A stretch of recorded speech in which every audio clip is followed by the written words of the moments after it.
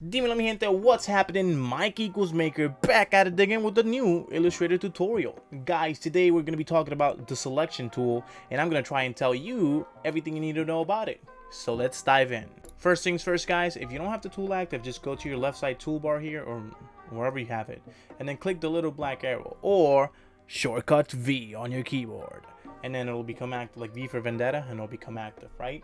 So we have our boy Ninja Calamari over here. He's going to be helping us today. If I wanted to move Ninja Calamari, I can select him by just clicking on him. How do you know it's selected? Because it's like highlighted and the bounding box appears, right? So if I wanted to move him, I could just drag, like click and drag, and then he'll move. I don't need to select him like preemptively. I could just like click and drag like while hovering on him and he'll still move, right? If I wanted to cancel the selection, I could just click outside of the vector.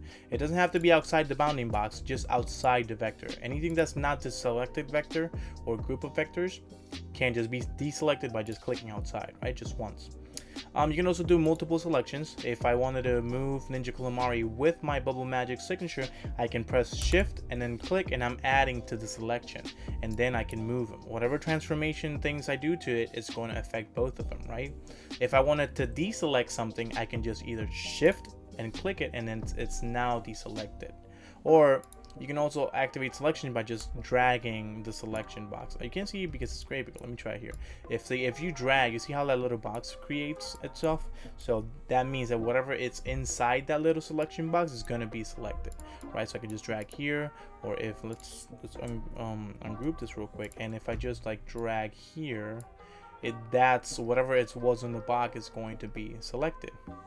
So I can just click out to null the selection, and then that's pretty much it for the selection. Once you select your object, the bounding box is going to appear like I already mentioned, but the bounding box is what's going to act as our transform tool. The good thing about Illustrator is that the selection tool, whatever you select on it, the transformation is already active. It's not like Photoshop and your other editing programs that you have to initiate a command to like do the whole transformation. The selection tool allows you to do it right on the spot, right? So once selected, we see the bounding box. It has its little anchor points here. They're called points or vectors, but the shape itself is a vector, but technically the point is too, but we'll just call them points. All right, guys? So you see that the highlighted points are here, right? If I hover over them, you can see that the cursor is changing. That will allow me to move, rotate, and scale my vector accordingly, right? So if you move it, if you hover on top of the point, you can see that the cursor is going to change to its scaling option, right? So you can free transform scale, or you can shift transform in one place, so the dimensions it'll be kept, you know, like any other scaling tool. The dimensions you can keep them by just pressing shift. Same with the rotation. You can rotate on your angles, 45, 90, 180, whatever you guys want. So if you hover just outside the little point, it'll allow you to rotate it. See, you can see because the cursor is always changing to let you know that that's going to happen, right? So if I just hover right outside the corners, I can see that I can rotate it in any of these points that are kind of whitish. Yeah, the whitish points. That's the only color. So again, all of these transformations are affected by shift, so you can do them on the axis.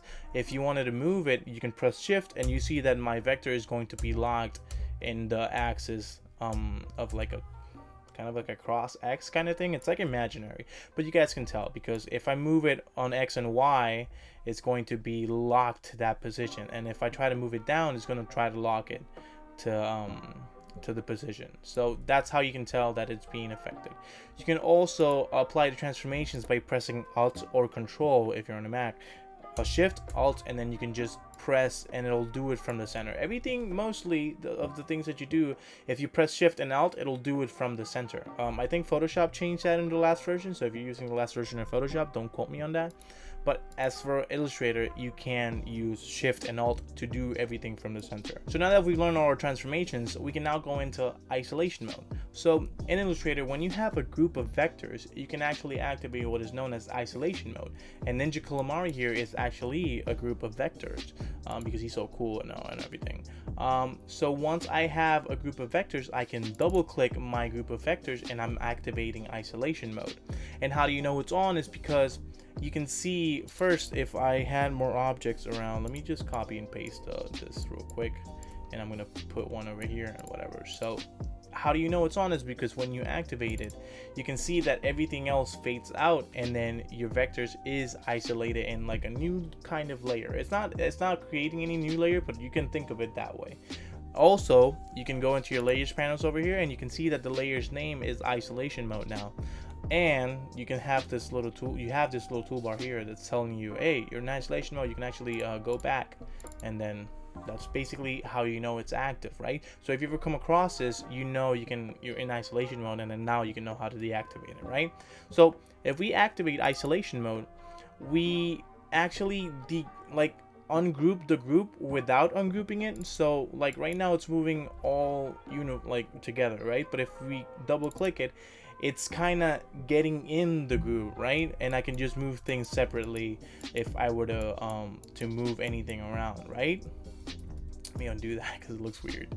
All right, so that's basically what isolation modes lets you do. It isolates vectors so you can move them on their own, because normally the move tool will not allow you to like edit them individually, right? So if we double click isolation mode, we're already in it, and we can just edit different type of things. This is really useful when you have like vectors on top of vectors and you don't want to move anything, but you want to edit some of the vectors behind that.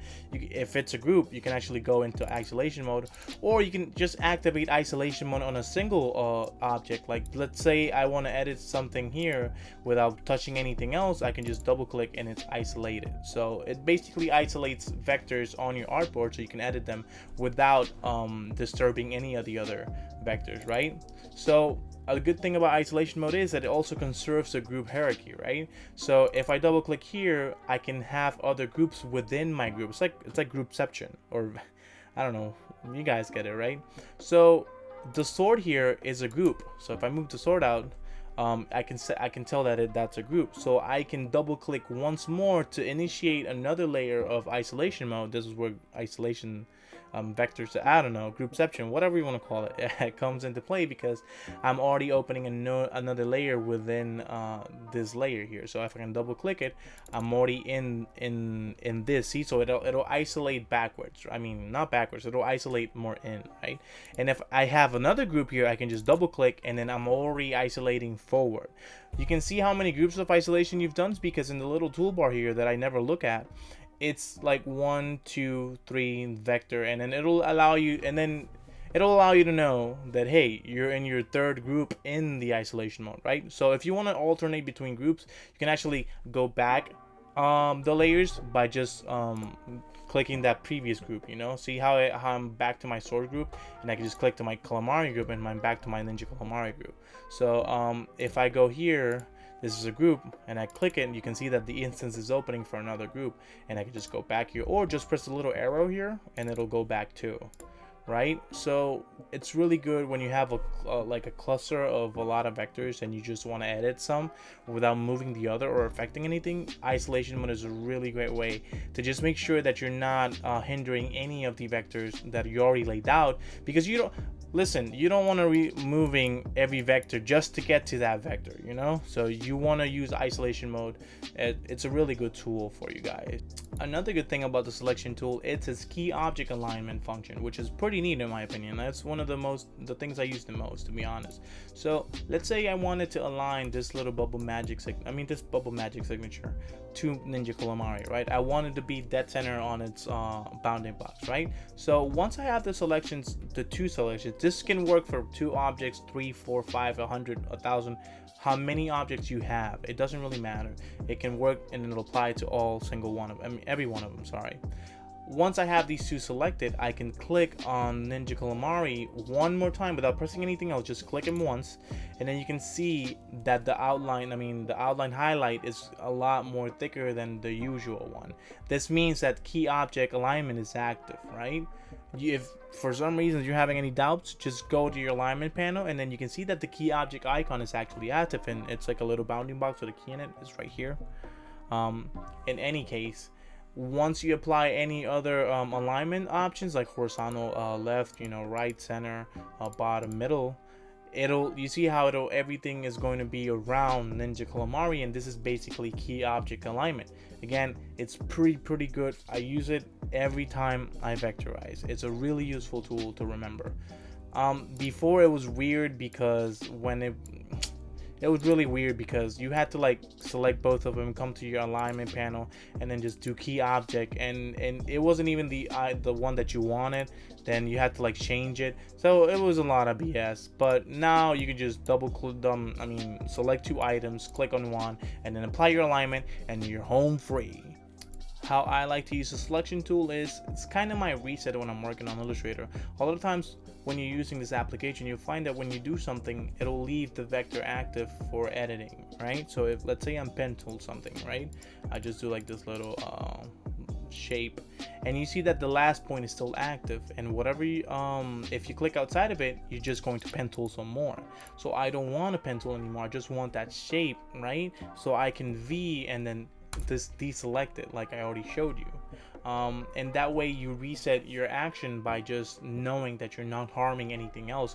Because if I have the pen tool, if I'm pen tooling something here and I'm done and I click outside, I can just add more pen tool or just edit this vector here by it can get really messy. So with whatever you're doing, you want to just V out of it. That's how I call it in my head.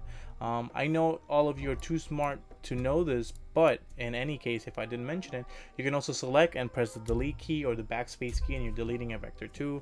Also, it's really useful. Sorry, I think I've left that out, but yeah, that's how I mainly use the selection tool. Again, it's a pretty useful tool, a tool that you guys are going to use like 100% of the time when you're in Illustrator. So it's also good that you know all of this. To my understanding, that's all you need to know to use the selection tool effectively. If you did learn something, harass the like button.